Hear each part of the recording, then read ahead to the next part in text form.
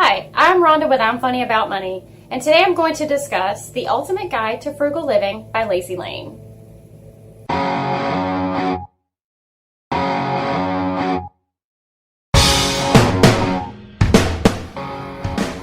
would like to start out by saying don't forget to click like, subscribe, and please leave a nice comment below. We like niceness, we don't like ugly. Over here at I'm Funny About Money, we want to be kind as possible. You know, we'll try to be kind, okay? All right, so let's start. This is a short book. Thankfully, it was less than 40 pages, so it was a pretty quick read. It wasn't all that exciting, though, I must say. It doesn't have actual number chapters. It just has, like, paragraphs with topic listed above it. It's just kind of odd. I thought it was weird. I did appreciate it not having a conclusion, though, thankfully. It does have a last final section, but it doesn't call it a conclusion. I don't know why I have a problem with that. I'm just like, oh, it's so annoying to see conclusion. I don't know. I'm an odd bird. It's okay. So let's go ahead and discuss subject 1, how to reduce your energy bills. I agree that we should reduce our energy bills as much as possible because we really want to save as much money as we can. And here, this author has some good tips about reducing your consumption, like adding insulation and keeping your freezer full. That she also says to put your lights on a timer. I like that. I actually have some smart plugs, and I do like the ability to be able to turn a light on and off, remotely. It does help. That way you don't have to leave your lights on all the time. You can turn them on like right before you get home and things like that. And that way you'll have light if it's dark outside. There were several tips that are totally not relevant, like don't put as much water in your tea kettle. That's fine, but it said if you have to have a certain amount of water and you have leftover water that's still warm, pour it into bottles and like sit with it or something and to help keep you warm and things. Obviously, the author lives in a very cold climate, and I thought, well, not here. That's not going to work out where I live.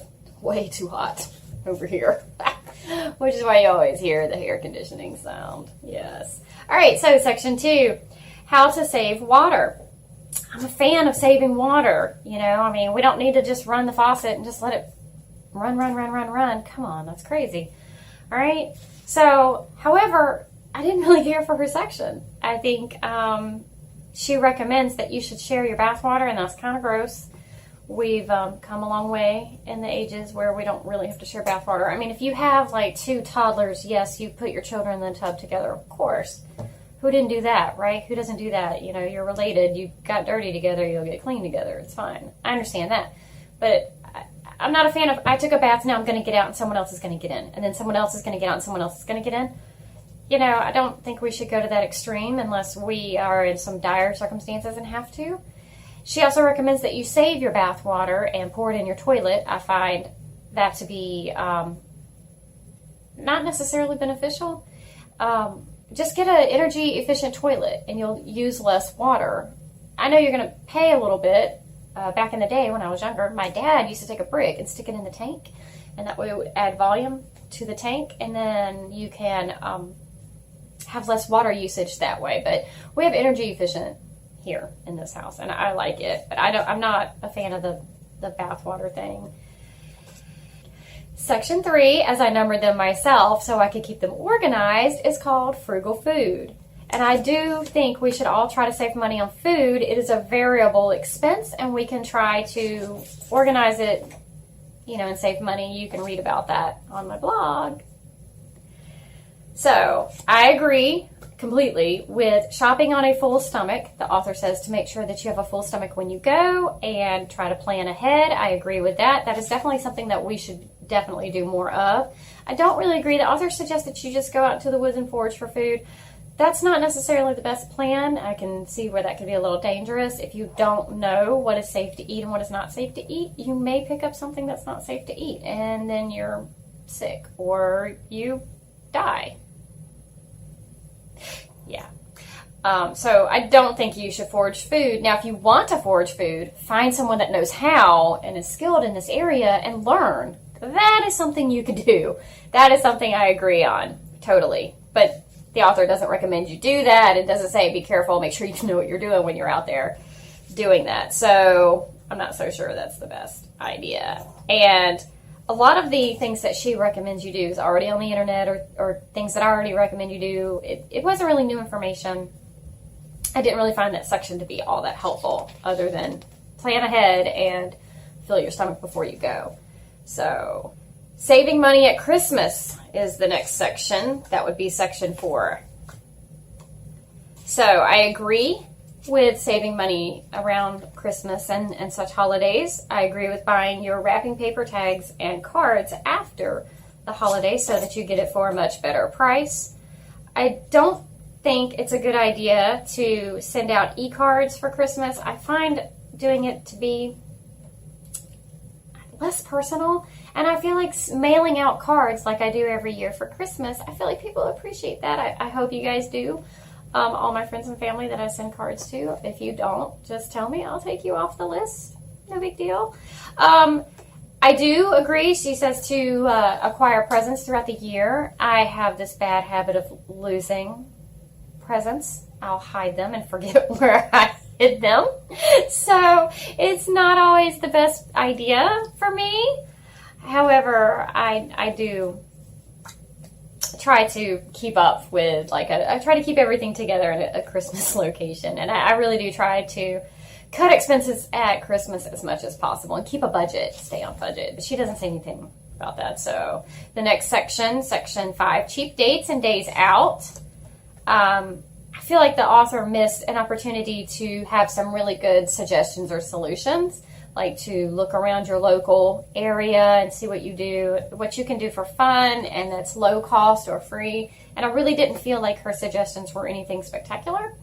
And I feel like she missed several ideas that maybe could have or should have been included in there. In her next section, holidays, also known as vacation to us. We take vacation, sometimes not. But I always try to be super, super frugal. My vacation, when I go, I try not to eat out too much because it's not healthy, but it's also expensive. I shop around for somewhere to stay and hope that it's nice. And I try to, research the area, make sure I'm staying somewhere safe and economical. There's just some limits I won't cross. Like, I'm not spending $1,000 for a hotel room for one night. No. So she had things like, she only had 5 points about taking a vacation and ways to save money, so that'd be great for a blog. If she would expand on each point, that could turn into maybe a whole real chapter. But none of her ideas were useful, so that was a waste. That was a bust. On the next section, it saved money on car care. Once again, in list format, she tells you to basically there's this to-do list on regular maintenance on your car that you do anyways, like change your oil, your brake pads, and do these things at home as much as possible for yourself and what you can do for yourself. But it was really a non-useful section. I didn't really find it helpful, and I didn't really find that it gave me any information about anything. But it did give me an idea for a blog. Yes. So I'm glad for that. In the next section, Frugal Weddings. We all want to save money when it comes to weddings, and for some reason there seems to be a markup when you hear the word wedding. And where I currently live, we have a free on Thursdays at the courthouse. So if you really want to go cheap, you can do it that way. And I do think people way overspend and go way extravagant when there are ways around it. However, she didn't really get into anything useful, and I just didn't really think this chapter or section, because it's not really a chapter, was very useful and worth the time reading. She once again recommended using the internet for invitations, just like she did the Christmas cards, and I'm sorry, I don't find it classy for your wedding invitations to go over the internet. I'm sorry, you guys that do it. I know you guys think it's young, hip, and cool, and maybe I'm just too old. And there are just some traditions I think we should maybe hold on to, like sending out invitations. I think it's nice. I just think it's nice. And yes, it's expensive, and maybe you can't afford it, and I understand, but there are less expensive ways to get invitations to send out, and the author did not address anything that really could help you, I would think. I did our wedding on a super budget, and I negotiated like a master, and it was a fantastic challenge that I'm super proud of, and how I saved a ton of money with our wedding. And I sometimes look back and think, could I have done that for even less? So, you know, I wasn't as into frugal as I am now, and I wasn't as good at it, but definitely think I probably could have done a little better. But I'm proud of how well I did do for not being an expert. The next section is Frugal Babies, and babies can be very expensive. So you can spend so much money on formula and baby diapers and baby things. And I know because, well, I had a baby and I tried to save money. So I did what she recommends is secondhand shops. I went to yard sales like a crazy person, and I got as many baby things as I could, especially the clothes. Oh my gosh, they grow so fast. And my child, I went to yard sales and friends, and we would swap clothes and, hey, I've got this, maybe it'll fit your child, and this kind of thing. So I did those things that she recommends, but I think a lot of people do that already. A lot of people are already in on that, and a lot of people already do that. So I don't really think she expanded on anything or gave any information that was useful. However, she did say to use cloth diapers, and if you want to use cloth diapers, then that's fine. I don't. No. I'll spend the money for the diapers. I did, however, not really care for the name brand diapers. I bought store brand at a big box store, and I would say who it is, but I don't want any crazy drama. So let's move on to the next section, recycling. So recycling is always good. It really depends on where you live as to what area you have available to you. We can recycle cans and things like that. I don't drink soda, so I don't have any cans to recycle. So, but I do, like she says, reuse things. I don't really care for the part where she says to reuse fast food containers. A lot of the fast food containers here are styrofoam and paper and just no. And so I don't really eat fast food either. I try not to eat fast food in the first place because it's expensive, and I don't want to pay for that. I don't want to spend my money on that, and it's hard to find healthy. So, however, there are some containers you can use, you know, then fine, but not so much. I have grown up using whipped cream containers, and I've played the game of what's in this container that's not whipped cream. You know, is it going to be the peas or the mashed potatoes, or what's going to be in this one? You know, that sort of thing. Yes, I'm totally in agreement. Absolutely. I'm probably going to have that in my life forever. And I do reuse containers. I just don't think having your friends save containers and give them to you as a plan. Why don't you just reuse your own, keep your own? And so I didn't really find this section also, again, helpful. I think I'm leaning towards not really caring much for this book or this author. I just don't think she has fantastic ideas. She does say to reuse envelopes from scrap mail. I'm fine with that. I do that to make quick little shopping lists for the grocery store and such. Of course, everybody does that. That's something you kind of already do already. So I don't really think she's really offering us anything out of that. The next section, it's the last section, is random frugalness. So I guess this is just the hodgepodge where she just throws everything into the pot and calls it being frugal. So she tells you to look online to learn how to make soap and beauty products and all that kind of stuff. Well, I'm going to just kind of assume you probably do that anyways. If that's what you're interested in, then that's what you would do. However, we have a Dollar Tree, and if you would like soap, you're welcome to go to the Dollar Tree, or dollar store, I should say. You go to the dollar store and get it. You know, the dollar store is a fantastic thing.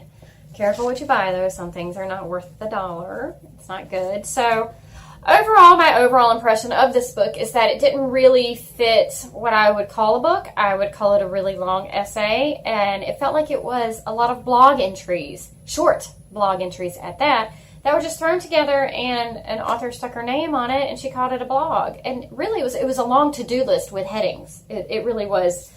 The way that it reads is a to-do list. All she was missing were the bullets that go on a list that come down like so. And I am so glad that I'm done with that book.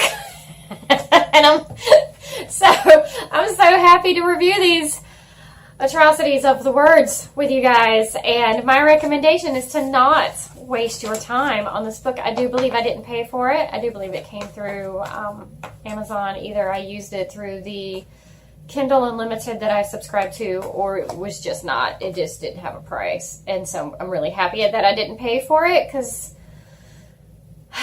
no. However, I have already started on my next book, and I'm pretty excited about it. It so far is looking pretty good. I'll reveal what that is next time around and let you know. Hopefully it's not too bad.